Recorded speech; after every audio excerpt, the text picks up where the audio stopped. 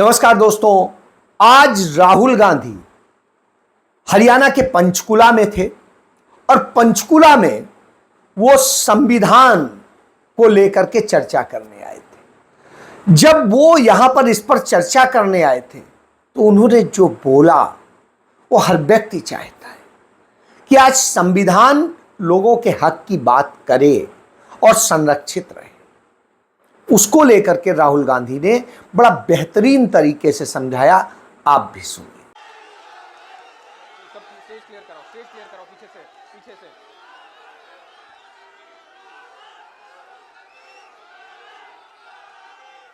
पीछे जाओ। चुनाव की गर्मी में राहुल जी यहाँ आए हैं।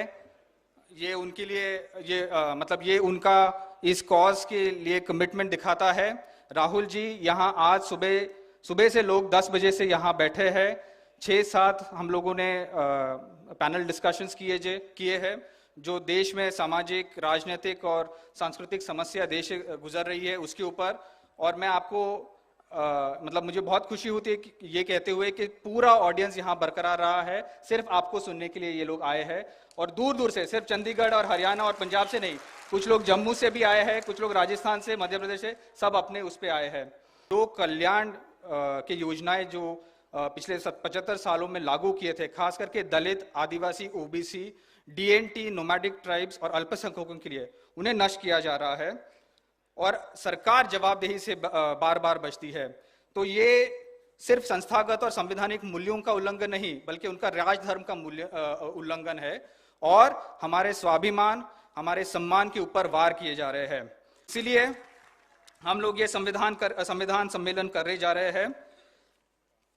मैं अपने इसी दोनों शब्द से मैं अपनी बात खत्म करता हूं। प्लीज मैं अनिल जैहिंद जी को आमंत्रित करता हूं 2 शब्द कहने के लिए। सर। धन्यवाद सतीश देशपांडे जी। इस देश के करोड़ों वंचितों, शोषितों, दबे कुचले लोगों और हाशिए पे धकेल दिए गए जो सदियों से लोग थे, उनके दिल की धड़कन हमारे न्याय योद्धा राहुल गांधी जी, मंचासीन सभी महानुभाव और मेरे सामने इस ऑडियंस में मैं देख रहा हूं तमाम कोने कोने से आए जो संविधान के योद्धा हैं, आप सबको मेरा जय संविधान, जय हिंद। साथियों, हमारे इतिहास की 4 तारीखें स्वर्ण अक्षर से लिखी गई हैं। 31 मार्च 1931 जब कराची में कांग्रेस का अधिवेशन होता है और उसमें एक प्रस्ताव पास होता है कि देश जब भी आजाद होगा, देश के सभी नागरिकों को, चाहे वो किसी भी जाति के हों, चाहे वो किसी भी धर्म के हों, चाहे वो किसी भी क्षेत्र के हों, भाषा के हों, गरीब हों, अमीर हों, साक्षर हों, निरक्षर हों, उन सबको बराबर का सिविल राइट्स, फंडामेंटल राइट्स दिया जाएगा। और वो इस देश में तय करेंगे कि इस देश का हुक्मरान कौन होगा। सबको बराबर का वोट का अधिकार होगा और सबकी इक्वल वैल्यू हो गई। देश आजाद होता है 15 अगस्त को। महात्मा गांधी, पंडित जवाहरलाल नेहरू, मौलाना आजाद, सरदार पटेल आपस में मंत्रणा करते हैं कि जो हमारा संविधान का प्रस्ताव पास हुआ था, अगर उसको जमीन पे उतारना है, धरती पे उतारना है, उसको साकार करना है उस सपने को, तो वो कौन शख्सियत है जिसको संविधान सभा का अध्यक्ष बनाया जाए। और सब तय करते हैं कि बाबा साहब भीमराव अंबेडकर को अगर इस संविधान सभा का अध्यक्ष बनाया जाएगा, इस ड्राफ्टिंग कमेटी का, तो जो हमारा तमाम स्वतंत्रता सेनानियों का सपना था वो इस संविधान से पूरा हो जाएगा। और वो 26 जनवरी को साथियों लागू हो गया।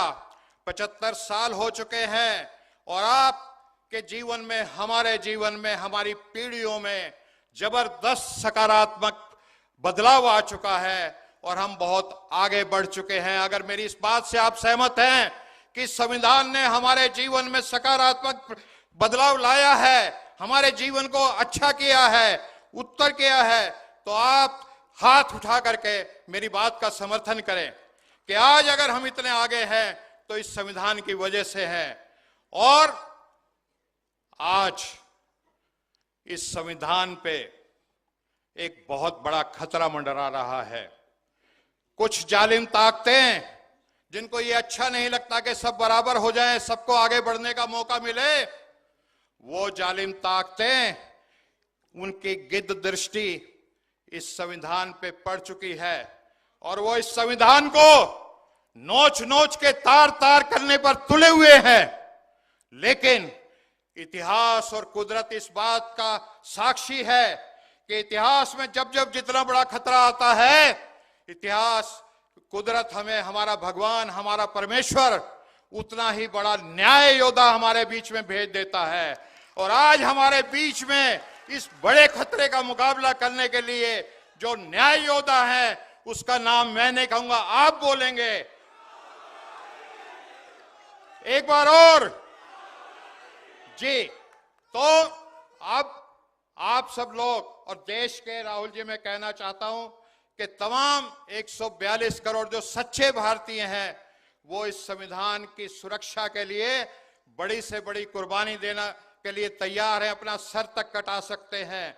और आज हम शहीद आजम भगत सिंह, शहीद उधम सिंह जी को याद करते हुए, ये उनकी जो एक वाणी होती थी कि वक्त आने पर बता देंगे तुझे आसमां, हम अभी से क्या बताएं क्या हमारे दिल में है। सरफरोशी की तमन्ना अब हमारे दिल में है, देखना है जोर कितना बाजुए कातिल में है। ये जो कातिल संविधान के, ये उनके लिए है। और हम सब राहुल जी की रहनुमाई में, इनकी क़यादत में, इनके बहादुर नेतृत्व में, इन्होंने जब से कहा है कि डरो मत, हम सबको एक बबर शेर बना दिया है और हम बड़ी से बड़ी कुर्बानी देंगे, लेकिन संविधान के एक पन्ने पे खरोंच भी नहीं आने देंगे। ये हमारा प्रण है। जय संविधान, जय हिंद। Thank you Anil. जय हिंद सर। मैं जस्टिस ईश्वरैया को आमंत्रित करता हूं सर। श्री राहुल गांधी जी, हम आपके साथ है, कंधे कंधे पर मिला के हम अपने जो सामाजिक न्याय इतने लोग कर रहे हैं। मैं I am a chief justice था, all India backward class federation मैं फाउंड किया, मैं जस्टिस वीरेंद्र सिंह यादव ने सोशल रिवोल्यूशन किया है, मैं हरियाणा, पूरा भारत में हमारे स्टेट्स है। हम जिंदगी समर्पण करके सामाजिक न्याय का अपने प्रोटेक्शन करने के वास्ते काम कर रहा है। नमस्कार। जय संविधान, जय Bhim. Thank you justice Eshwaraiah. मैं Kancha sir, if you could please. Rahul ji constitution protection के लिए लोगों से मिलके, पाद यात्रा करके, न्याय यात्रा करके लड़ाई कर रहे हैं। अगर ये इंडिया पावर में आने के बाद ये भी कॉन्स्टिट्यूशन को तोड़ने के ट्राई करे, तो तुम पावर में जाने के बाद, पावर से जाने के बाद हमारे साथ आके लड़ेगा क्या? मोदी जी कभी ओबीसी के लिए नहीं लड़ा, 1990 में उन्हें नहीं लड़ा। उसीलिए मुझे कुछ भी उसके ऊपर ये उसका बातों के ऊपर रिस्पेक्ट नहीं है। उसीलिए we have to resolve here, all of us here, that in every house we will keep a constitution in red colour only. Thank you Kancha sir. और अब मैं जननायक श्री राहुल गांधी जी को आमंत्रित करता हूं कि मन से संबोधित करें। एक बार आप सब लोग खड़े हो जाइए प्लीज उनके सम्मान में।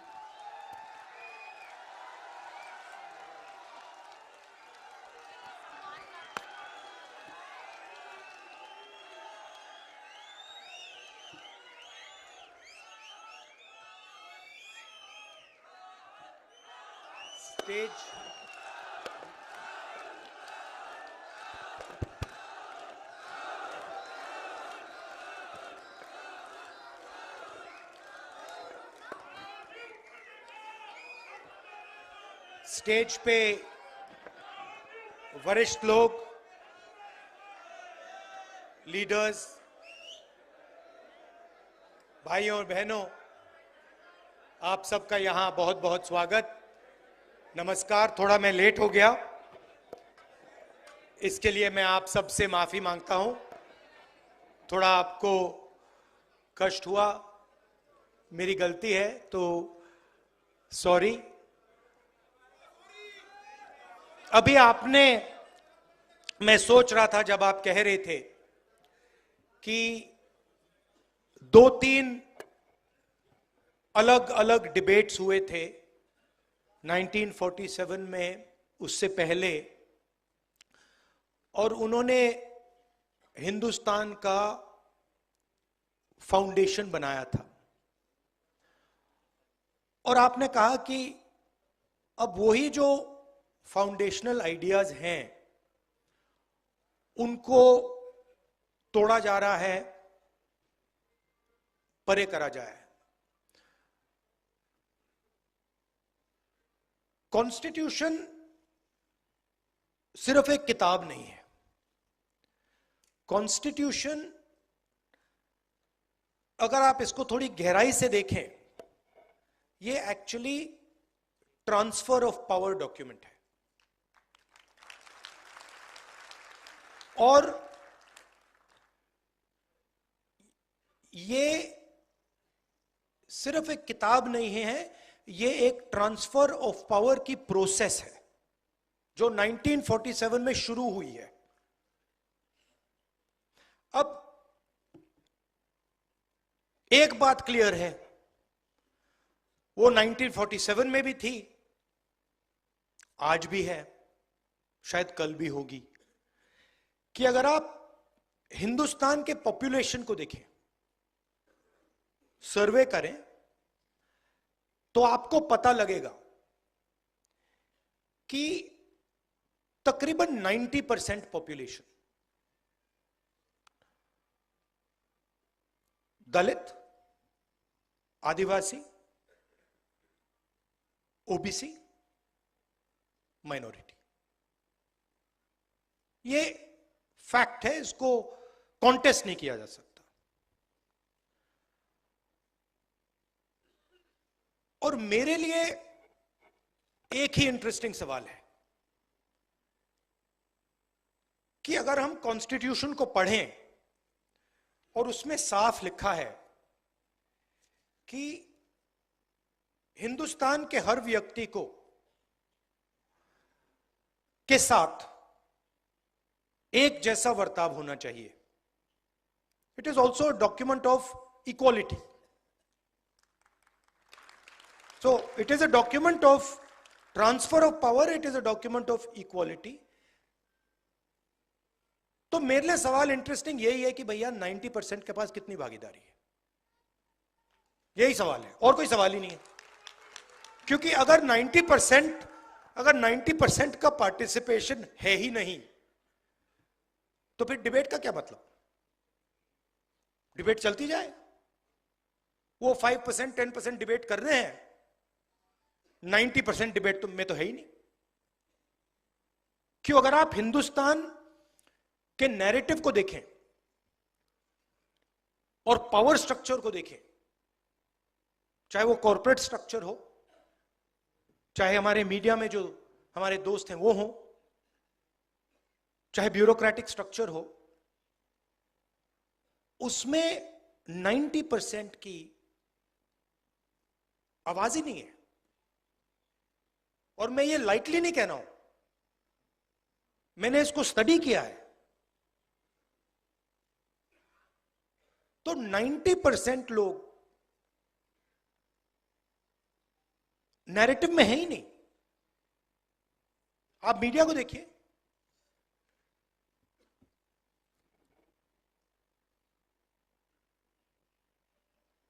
किसान के भी आपने कभी बात देखी है मीडिया में? कभी देखी आपने? बढ़ाई की देखी? मजदूर की देखी? नाई की देखी? जो सफाई कर्मचारी हैं उनकी बात देखी? नेवर। मतलब ऐसा चल रहा है कि ये 90% है ही नहीं। अब इसका आइडिया था कि ये जो 90% हैं, ये डिबेट में शामिल हो, इनको डिबेट के औजार मिले, इनको भागीदारी मिले, इनको पार्टिसिपेशन मिले। अब मान लीजिए यहां पे हम 10 लोग बैठे हैं, और मैं माइक लिया हूं और मैं भाषण कर रहा हूं और उनको माइक ही नहीं मिलता है, तो डिबेट किस बात की हो रही है?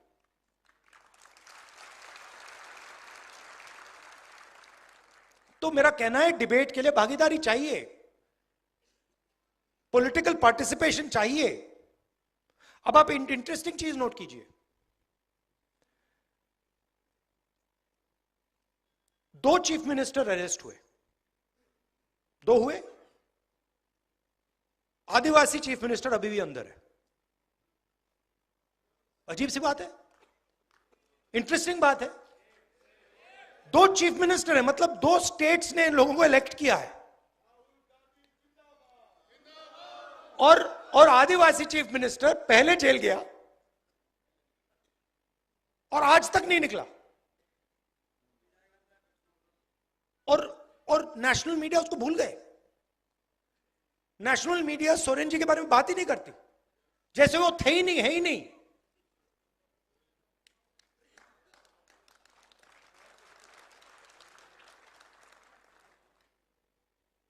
मायावती जी भ्रष्ट हैं, मगर नवीन पटनायक भ्रष्ट नहीं है। लालू जी भ्रष्ट हैं। बड़ी इंटरेस्टिंग बात है, मतलब ऑटोमेटिकली फ्रेमिंग हो जाती है। कोई ट्राइबल, आदिवासी हो, दलित हो, पिछड़ा हो, उसकी फ्रेमिंग हो जाती है कि ये भैया ये है, और 2 अलग अलग कानून चलते हैं, रूल्स चलते हैं। मैंने कल कहा, Uber driver, truck driver, bus driver गलती से अगर एक्सीडेंट कर देते हैं, किसी को मार देते हैं, एकदम उनको पकड़ के 10 साल की जेल हो जाती है, चाबी फेंक देते हैं। पुणे में 17 साल का बच्चा शराब पी के पोर्श गाड़ी चलाता है, 2 लोगों को मार देता है, और उससे कहा जाता है कि आप ऐसे लिखिए, ऐसे लिखिए। अच्छा भाई, अगर वो ऐसे लिखेगा तो ट्रक ड्राइवर से भी ऐसे लिखाओ, बस ड्राइवर से भी ऐसे लिखाओ, टेम्पो ड्राइवर से भी ऐसे लिखाओ। तो और 2 भाषाएं चल रही हैं, 2 अलग अलग भाषा। मैं आपको उदाहरण देता हूं। एक दिन मैंने कॉन्स्टिट्यूशन क्लब में एक भाषण कर दिया, पता नहीं आपको याद है नहीं। उसमें मैंने कहा, एस्केप वेलोसिटी की बात की, याद है आपको? मैंने कहा कि देखिए, जो दलित कम्युनिटी है हिंदुस्तान में, भारत में, सॉरी गलती, भारत में, जो भारत में दलित कम्युनिटी है, ओबीसी कम्युनिटी है, ट्राइबल कम्युनिटी है, इन पर ऑटोमेटिकली दूसरा प्रेशर लगता है, मतलब शुरुआत से ही।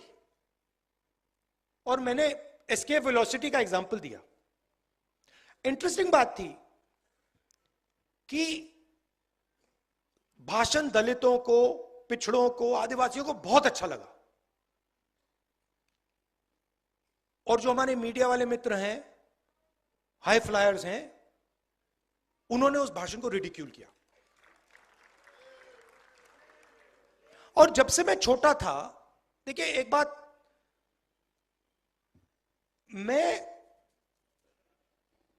जब से मैं पैदा हुआ हूं, 1970 जून 19, तब से मैं सिस्टम के अंदर बैठा था। मैं सिस्टम को अंदर से समझता हूं।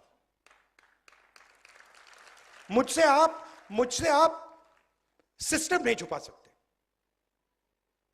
कैसे चलता है, किसको फेवर करता है, किस प्रकार से फेवर करता है, किसकी रक्षा करता है, किसको अटैक करता है, यह सब मुझे मालूम है, दिखता है, क्योंकि मैं उसके अंदर से आया हूं। प्राइम मिनिस्टर हाउस में जब दादी प्राइम मिनिस्टर थी तब था, पापा थे, मनमोहन सिंह जी थे तब भी मैं जाता था, तो मुझे सिस्टम अंदर से मालूम है। और मैं आपको कह रहा हूं, system is aligned against lower castes, मतलब भयंकर तरीके से, भयंकर तरीके से, हर लेवल पे। आप कॉर्पोरेट सिस्टम देख लो, मीडिया सिस्टम देख लो, ब्यूरोक्रेसी देख लो, जुडिशरी देख लो, एजुकेशन सिस्टम देख लो, मिलिट्री देख लो, जहां भी आप देखोगे 90% का पार्टिसिपेशन ही नहीं है। और आर्ग्यूमेंट बनाई जाती है, मेरिट की आर्ग्यूमेंट। अब ये कैसे हो सकता है कि 90% के पास मेरिट नहीं है? हो ही नहीं सकता। तो कोई ना कोई कमी तो सिस्टम में है। मैंने पता लगाया, सारे आंकड़े निकाल दिए मैंने। मैं एक दिन आपको दिखाऊंगा, आप मतलब चौंक जाओगे। मीडिया में senior anchors, senior influencers, media owners, senior managers, एक दलित, एक आदिवासी, एक ओबीसी नहीं है। एक नहीं है, मैंने पूरी लिस्ट निकाली, एक नहीं मिला। फिर एक मीडिया का ओनर था, जानता हूं उसको, तो मैंने उनसे कहा कि देखिए एक बात बताइए, मुझे एक बात समझ नहीं आ रही। कहते हैं क्या? मैंने कहा आप एंड में आप अपना न्यूज़पेपर बेचना चाहते हो, आप अपना प्रोडक्ट बेचना चाहते हो? कहता है हां। तो मैंने कहा मुझे ये आप समझाओ कि 90% जो लोग हैं उनकी बात आप क्यों नहीं करते हो?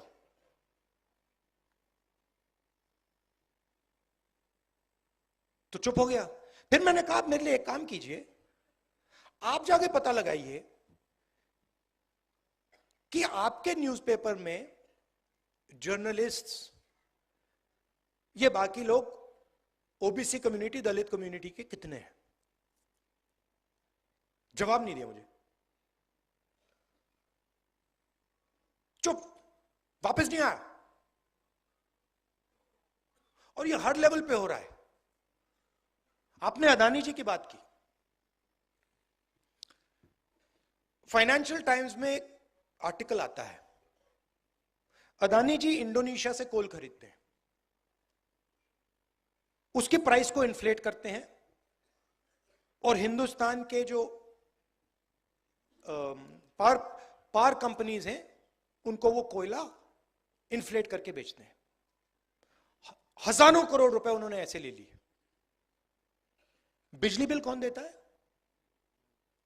90% देता है ना। तो पूरे का पूरे सिस्टम का यही काम है। जो 90% है उनके लिए 2-3 एवेन्यूज हैं। पहले पब्लिक सेक्टर हुआ करता था, उसको खत्म कर दिया। रेलवेज है, उसको खत्म कर रहे हैं। आर्मी में आप रिस्पेक्टेबल जॉब पा सकते थे, उसको खत्म कर दिया, उसको मजदूर बना दिया, अग्निवीर बना दिया। और फिर आप मनरेगा देखिए, 90% की वहां पे आपको लिस्ट मिल जाएगी। मजदूरों को देखिए, वहां 90% मिल जाएंगे। और मेरे लिए फ्रैंकली अब ये पॉलिटिकल बात नहीं रही है। इसमें मुझे मतलब ये अब पॉलिटिकल, मेरे लिए पॉलिटिकल बात नहीं। मेरे लिए अब ये मिशन है, इसको मैं छोड़ूंगा नहीं।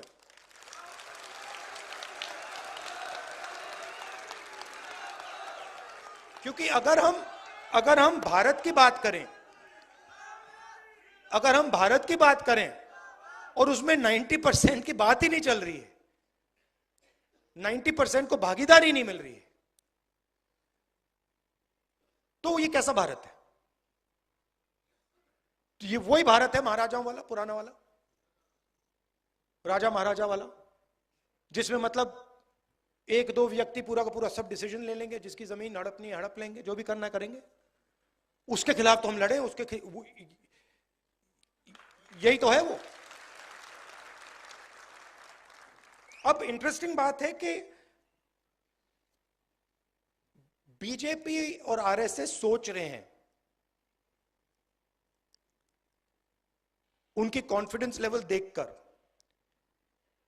कि वो ये लड़ाई जीत गए, मगर उनको ये बात समझ नहीं आ रही है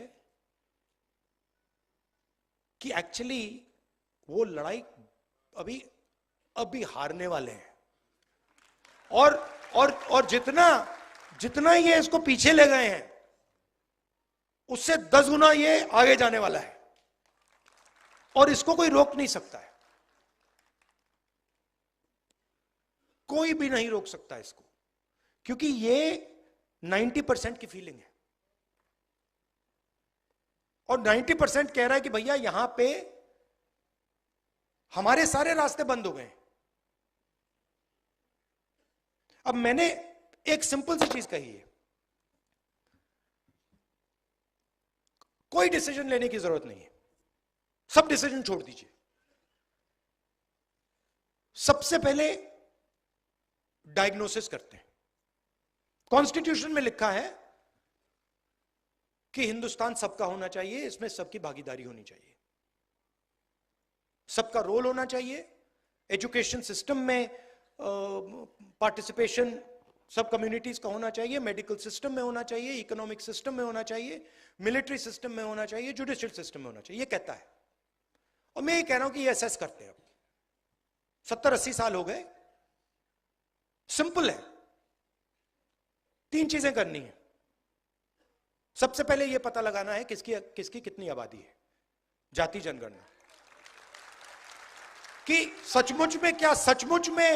सचमुच में ओबीसी 50% है या 55 है या 60 है या 40 है, दलित 15 है या 20 है, आदिवासी कितना है, माइनॉरिटी कितना है, गरीब जनरल कास्ट कितना है, यह पता लगाना है सबसे पहले। दूसरी बात डीएनटी, दूसरी बात जो हमारी सारी की सारी संस्थाएं हैं, जुडिशरी हो, प्रेस हो, मीडिया हो, सारी की सारी संस्थाएं, उसमें हमें एक सर्वे करना है कि 90% के पास इन संस्थाओं में कितना पावर है, कितनी भागीदारी है, और इन 90% के लोग कहां हैं, किस पोजीशन पे हैं और कितने हैं।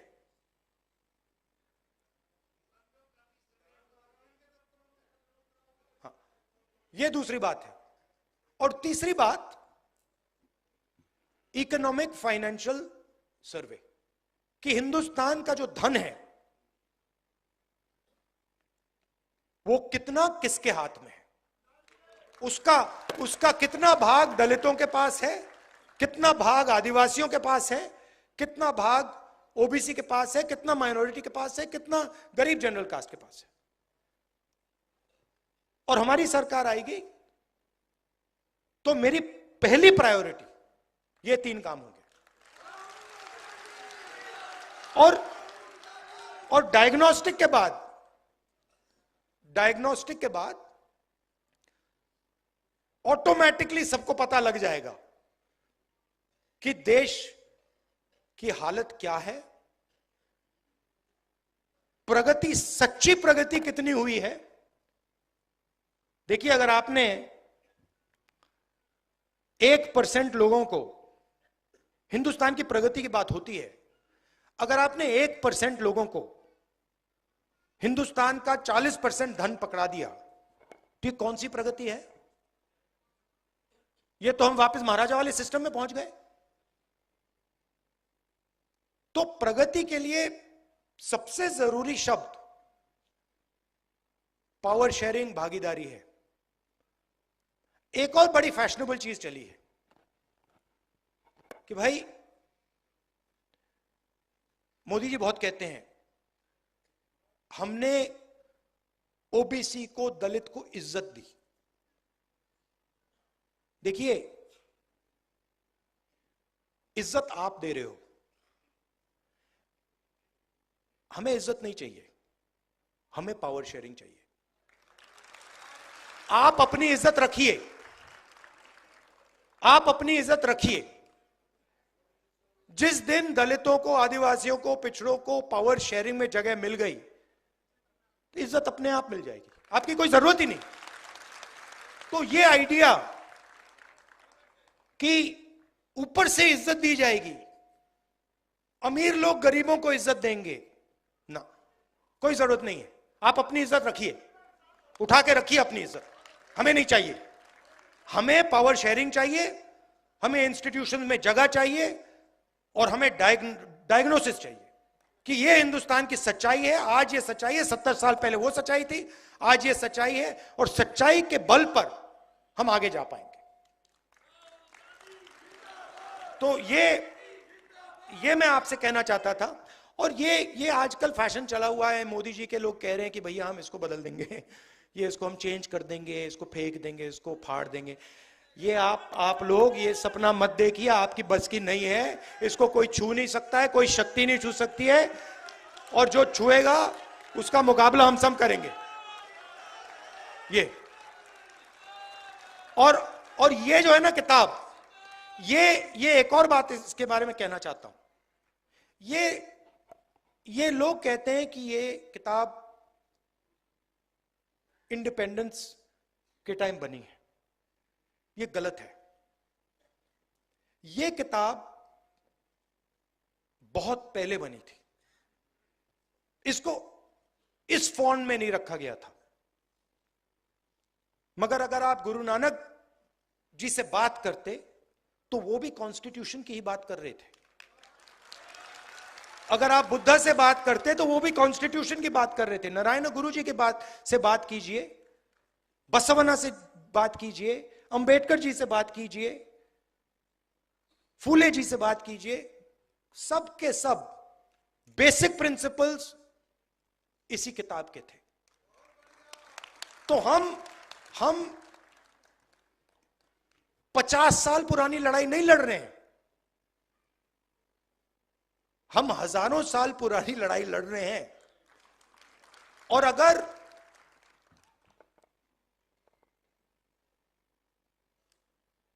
उनका एक विजन है, मोदी जी का, आरएसएस का, उनका एक विजन है। वो कहते हैं कि उनका हजारों साल पुराना विजन है, हमारा भी विजन है, और हमारा भी विजन हजारों साल पुराना है, और ये लड़ाई हजारों साल से चल रही है। तो ये मैं आपसे कहना चाहता था।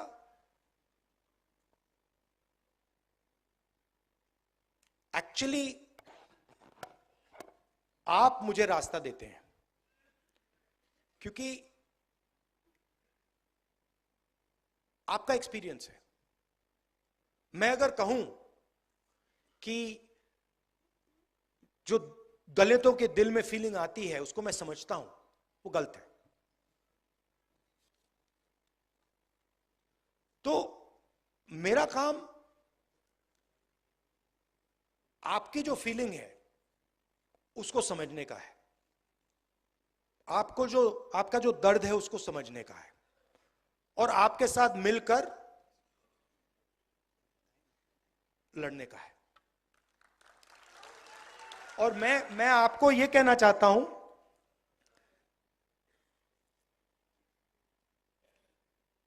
कि अभी इंटरेस्टिंग टाइम शुरू हो रहा है। मैं बता रहा हूं, ये इनको बात समझ नहीं आ रही है, बट जैसे वेव ऊपर बढ़ती जाती है ना, फिर गिरती है। ये बीजेपी का अब अंत आ रहा है, ये अंत आ रहा है, ये गिरेगी अब। और हमारा काम, हम सबका काम सीरियसली एक विजन बनाने का है। अगले 10 साल का, अगले 20 साल का भारत के लिए 90% का भागीदारी का विजन बनाने का है, शांति से, प्यार से, बिना नफरत, बिना गुस्सा, कि भैया ये हमारा प्लान है, इससे हम हिंदुस्तान के ज्यादा से ज्यादा लोगों को इस भारत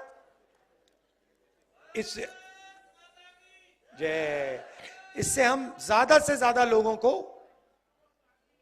इस देश की प्रगति में, इस देश के फ्यूचर में हम शामिल कर सकें। और ये लंबा रास्ता है, हम सब एक साथ इस पे चलेंगे और बहुत अच्छा रिजल्ट आएगा। आप सबका दिल से बहुत बहुत धन्यवाद। एक बार फिर माफी मांगता हूं, थोड़ा लेट हो गया। धन्यवाद, नमस्कार।